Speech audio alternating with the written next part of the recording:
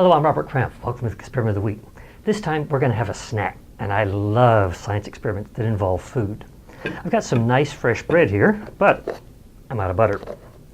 Luckily, I have everything that we need right here to make our own. Now we're going to start with some cream, because butter is made from cream. Cream comes from milk, and milk comes from cows. If you've ever had milk fresh from the cow, you know that if you put it in a glass and let it sit for a while, it separates. The cream all floats to the top. If you skim off that cream, what you're left with is skim milk. Well, I don't have a cow, so I got my cream from the grocery.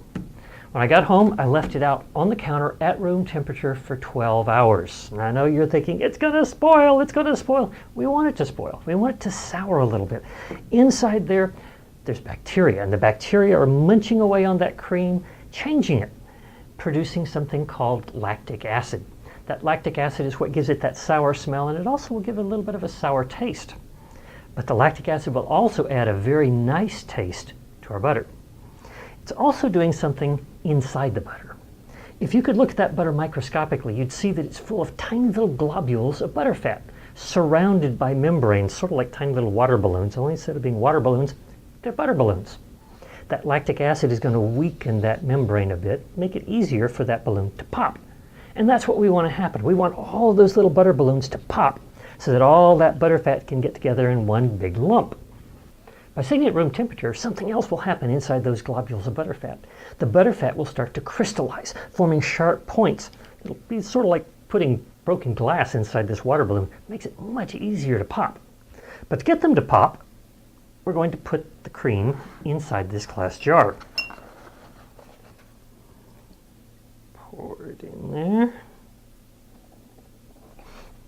You can smell that sour smell.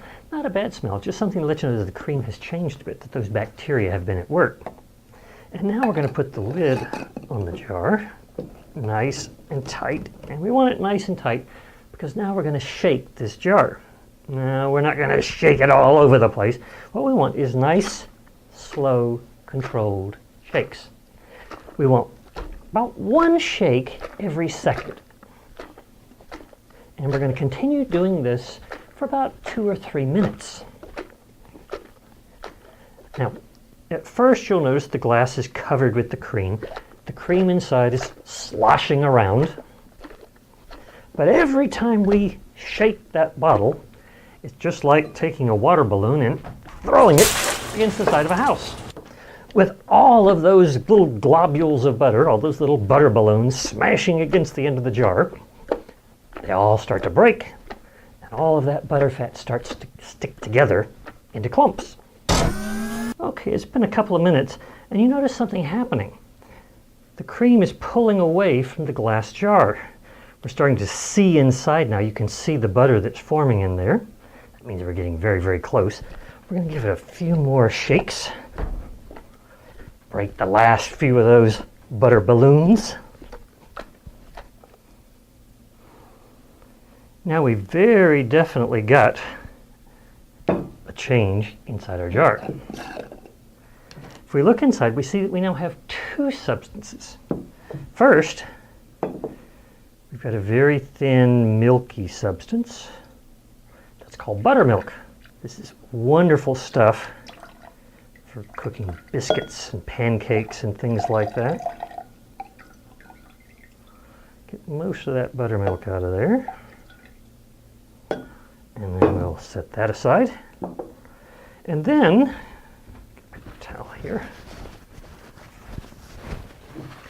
We're going to rinse our butter because we want to get as much of that butter fat separated from the skim milk as we can. The skim milk eventually will go rancid and that'll mess up our butter. So I pour some water in there, give it a good shake. And then pour off that water.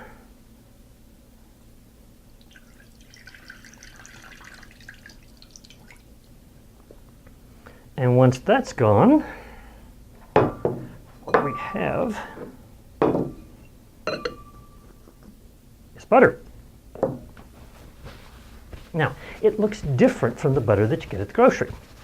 First off, it's not as yellow probably, although that will vary. Quite often manufacturers add yellow color, but the yellow color from the butter comes from a chemical called carotene. It's found in plants, especially in things like grass. So if you're getting cream from cows that are eating lots of grass, it'll have a much yellower color. At this point, we can eat it just as it is, as sweet cream butter. Some people like salted butter. If you like that, put just a tiny pinch of salt in there, mix it around. At this point, I'm going to take a piece of this bread and test it out. And what we should find is an incredibly wonderful buttery taste from all that butter fat.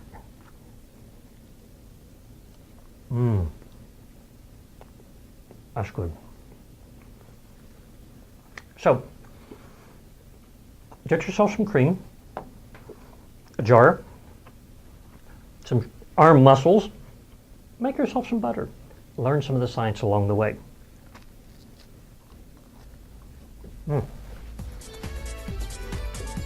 That's all for this time. Have a wonderful week.